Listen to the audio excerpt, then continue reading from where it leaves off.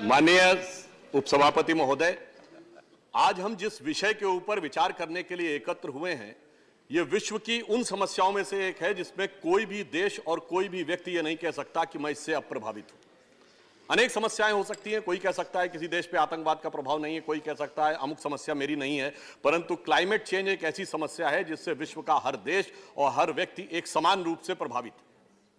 और इसकी वजह से अगर हम एक बात कहें कि विगत 100 वर्षों में दुनिया ने साइंस एंड टेक्नोलॉजी में इतनी उन्नति की, किसी जमाने में सिर्फ मार्कोनी का सिग्नल गया था 1900 में पार, आज हम वर्ल्ड वाइड वेब पे बैठे हुए हैं, हम सैटेलाइट्स पे बैठे हुए हैं।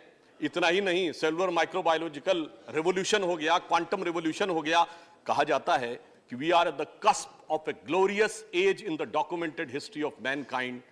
परंतु दूसरी तरफ विगत 100 वर्षों में टेम्परेचर 1 डिग्री बढ़ा है और 5 सबसे गर्म वर्ष पिछले 30-35 वर्षों में रिकॉर्ड किए गए हैं। और इस प्रकार की आशंका है कि अगर हमने कुछ नहीं किया तो अगले 100-150 वर्षों में हो सकता है कि मनुष्य जाति के एग्जिस्टेंस पर ही क्वेश्चन मार्क लग जाए। It never happened in the documented history of the mankind. So we have to decide whether we are at the cusp of a glorious time or at the cusp of a precarious time. हम एक शानदार स्थिति की तरफ हैं या एक खौफनाक स्थिति की तरफ हैं। और इसी पर विचार करने के लिए दुनिया ने सबसे पहले, आप सबको याद होगा 1992 में रियो डी जेनेरो में अर्थ समिट हुई, फिर 1997 में क्वेटो, जो क्वेटो प्रोटोकॉल हम सब जानते हैं, 2009 में कोपेनहेगन हुआ, 2015 में COP21 पेरिस में, और अभी हाल के वर्षों में ग्लासगो, और अभी पिछले महीने ही कुछ दिन पूर्व ही माननीय मंत्री महोदय शर्म अल शेख में जो कार्य करके आए हैं, यह दर्शा रहा है कि पूरी दुनिया और भारत इस विषय को लेकर कितनी गंभीरता के साथ सजग है। परंतु जब हम विचार करते हैं कि समस्या इतनी बड़ी है तो उस पर विचार भी उतना गहन होना चाहिए। मैं स्मरण दिलाना चाहता हूं कि जब पेरिस में जलवायु का सम्मेलन हो रहा था, पूरी दुनिया के खिलाफ प्रधानमंत्री नरेंद्र मोदी जी ने दृढ़ता से स्टैंड लिया था।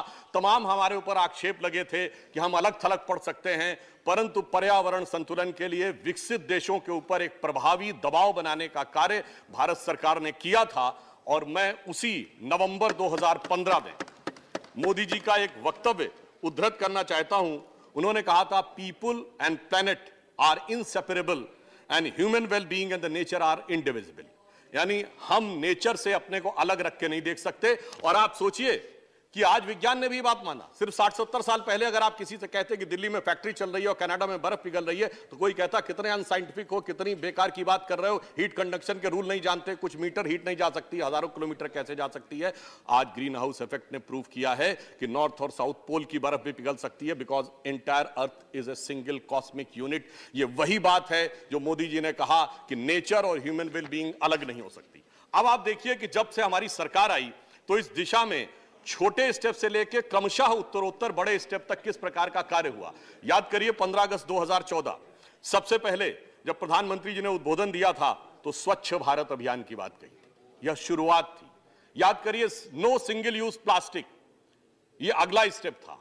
नमामि गंगे, जब नमामि गंगे की बात हुई तो गंगा को पूरी तरीके से क्लीन करना, यह अगले स्टेप की तरफ था। और इतना ही नहीं, जो हमने लक्ष्य 2015 में निर्धारित किए थे उसके लिए भारत सरकार ने ग्रीन स्किल डेवलपमेंट प्रोग्राम बनाया, जिसमें कि वन क्षेत्र में रहने वाले लोगों को स्किल किया जा सके कि वो किस प्रकार से अपनी वन संपदा का वास्तविक संरक्षण कर सकते हैं, जिससे कि जो हमने नेशनल डिटरमाइंड कंट्रीब्यूशन पेरिस में तय किया था उस लक्ष्य को हम प्राप्त कर सकें।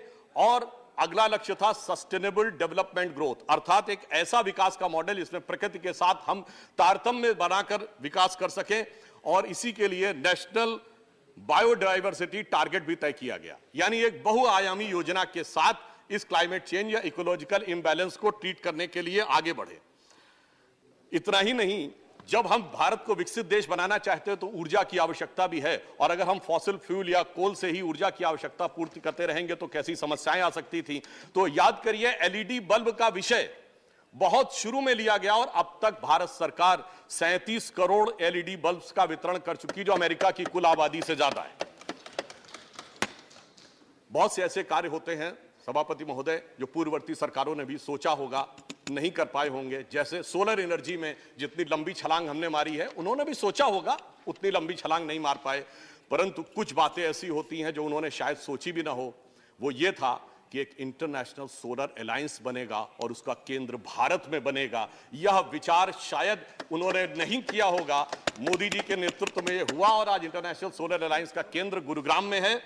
और इसमें हमने अचीव क्या किया है कि इन वर्षों में हम सोलर सेल की कैपेसिटी में तीसरे नंबर के देश हो गए हैं और सौर ऊर्जा के द्वारा वाटर हीटिंग के प्रोसेस में दूसरे नंबर के देश हो गए हैं।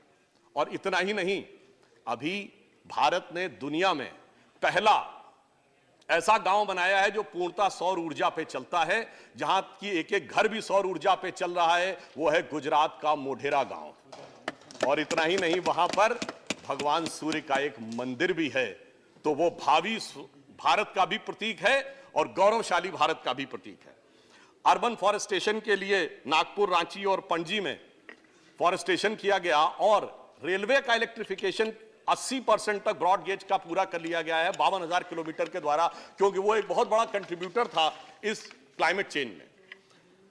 अब जैसा हमारी पूर्ववर्ती वक्ता ने भी बताया, उसके मैं विस्तार में नहीं जाना चाहता कि COP26 में ग्लासगो में प्रधानमंत्री जी ने पंचामृत की बात कही थी कि 2030 तक 500 gigawatt non fossil energy, 50% renewable energy, carbon emission 1 billion से कम करना और कार्बन इंटेंसिटी को 45% डाउन करना, नेट जीरो बाय 270। परंतु महत्वपूर्ण बात यह है सभापति जी, कहा जाए वो किया भी जाए। 2015 में हमने लक्ष्य तय किया था कि 2030 तक हमारी नॉन फॉसिल एनर्जी की इंस्टॉल्ड कैपेसिटी 40% हो जानी चाहिए। और मुझे यह कहते हुए हर्ष हो रहा है कि 2022 आते आते 39.91% हो गई है, अर्थात 8 वर्ष पूर्व हमने उस टारगेट को अचीव कर लिया। फिर यदि आप ध्यान करें, जिसका अभी उल्लेख किया गया कि COP26 ग्लासगो में प्रधानमंत्री जी ने कॉन्सेप्ट दिया life for environmental friendly life style, यानी एक ऐसा जीवन शैली जो कि इन्वायरमेंट के अनुसार हो। यहां पे मैं सदन का ध्यान आपके माध्यम से मूलभूत विषय पर आकृष्ट करना चाहता हूं। यह नेचर की समस्या क्यों आती है? हम सब में शायद कुछ ने जरूर पढ़ा होगा, वेस्टर्न थियोलॉजी में नेचर नाम की किताब है रिटन बाय एरिस्टोटल, जिसमें क्या लिखते हैं वो, all the elements of the nature are for the service of the mankind. सब कुछ प्रकृति हमारी सेवा के लिए। और यही नहीं, उस फिलॉसफी में यह भी लिखा गया, man should become the possessors and masters of nature, चाहे फ्रांसिस बेकन या रेने डिकार्टे लिखते हो। इतना ही नहीं, यह लिखा गया, man should be able to subdue nature. और इसीलिए बढ़ते बढ़ते हम उस मुकाम तक पहुंचे थे। हम लोग के जन्म से बहुत पहले की बात है, हमारी किताबों में हमने पढ़ा, जब यूरी गैगरिन स्पेस में गए तो क्या लिखा था किताबों में, man has conquered space, as if space is an enemy needed to be conquered. इस विचार ने प्रकृति के दोहन को इस सीमा तक पहुंचाया है कि जिसका आग्रह प्रधानमंत्री जी ने किया था कि हमें नेचर के अनुरूप जीवन जीना होगा, तो मैं स्मरण दिलाना चाहता हूं कि भारतीय परंपरा में, गांव में हम जो जीवन जीते हैं, नेचर के साथ उसका कैसा तादात्म्य है, यदि हमें समझ लें तो हमें शायद बहुत कुछ सीखने की जरूरत नहीं हो। गेहूं की बाली उगती है तो उसके नीचे का जो हिस्सा होता है वो किसको जाता है? पहले पशुओं को जाता है। जो बाली निकाली जाती है दाने, तो पहला दाना किसको जाता है? पक्षियों को जाता है। जब दाने से आटा बनता है तो पहला आटा किसको जाता है? चींटियों को जाता है। फिर गूंथा जाता है आटा रोटी बनाने के लिए, तो मछली को जाता है। पहली रोटी गाय को जाती है और अंतिम रोटी कुत्ते को जाती है। इससे ज्यादा प्रकृति के साथ रहने का तरीका किसी को सीखने की जरूरत है। पर दुख की बात यह थी कि हमारे किसान भाई भी जब आंदोलन में बैठे थे तो कोई विदेश की लड़की उनको बता रही थी कि इन्वायरमेंट के साथ कैसे जीना चाहिए, जबकि वो तो हम हजारों सालों से किस तरीके से जीते आ रहे हैं वह हमें समझ में आना चाहिए। और मैं एक कोट करना चाहता हूं, इस सारी समस्या का मूलभूत कारण कहां से आता है। विलियम वर्ड्सवर्थ एक बहुत बड़े कवि हुए अंग्रेजी के, जिन्होंने एक फ्रेज यूज किया, child is the father of man. उसका मीनिंग क्या था? कहा गया बच्चा प्रकृति के अधिक नजदीक होता है और वही हमारा फोर फादर है। तो इसका अर्थ यह हुआ कि अगर हम अपने अंदर के चाइल्ड को देखें तो हमारे पूर्वजों ने यानी फोर फादर्स ने क्या कहा था वह हमें समझ में आना शुरू होता है। और हमारी सभ्यता तो वो है मान्यवर, जहां पर की प्रार्थना भी क्या की जाती है? अंतरिक्ष शांति, पृथ्वी शांति, औषधया शांति, रापः शांति, वनस्पति, औषधि, फूल, पत्ती, अंतरिक्ष सभी का कल्याण हो।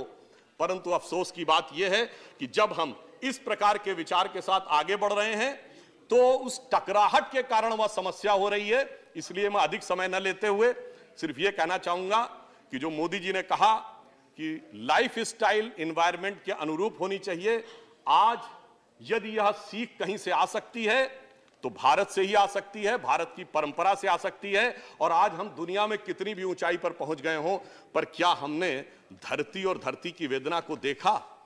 तो यह मैं पंक्ति कहना चाहूंगा, आकाश नापने वालों तुम सच सच कह दो, क्या नाप सके हो तुम धरती की मौन व्यथा? जो दोहन की प्यास से दुखी रक्त प्रकृति की करुण कथा, वो अंतरिक्ष की सुंदरता पर मुग्ध वसुध, वसुध मतलब वसुधा का पुत्र यानी मनुष्य, वो अंतरिक्ष की सुंदरता पर मुग्ध वसुध, पैरों के नीचे सिसक रही रसवती धरा। जब तक हम इसको नहीं समझेंगे तब तक हमारे अंदर यह परिवर्तन नहीं आएगा।